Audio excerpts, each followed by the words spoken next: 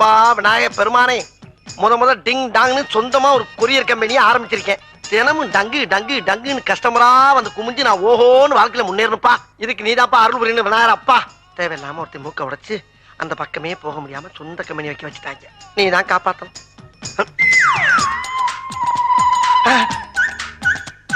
டேய் இந்தாங்கடா.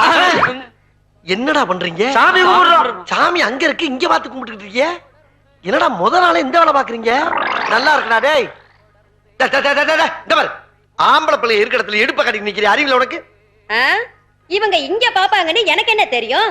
இவங்க நல்ல பிள்ளைங்கன்னு நினைச்சு நான் சாமி கும்பிட்டுக்கிட்டு இருக்கேன். இவங்க நல்ல பிள்ளைங்க. இந்த பாரு நாரப்பழுக பாத்துக்கிட்டே இந்த பாஞ்சாயிரம் வச்சுக்க வாழ்க்கைய கண்ட கண்டல் ஆக்கிடுவாங்க. முதல்ல இடுப்பு மூடு மூடு. இனிமே இடுப்பு வெளியே தெரிஞ்சு அடுப்புல கம்பிய காய வச்சு இழுத்துருவேன். இழுப்பாரம்ல.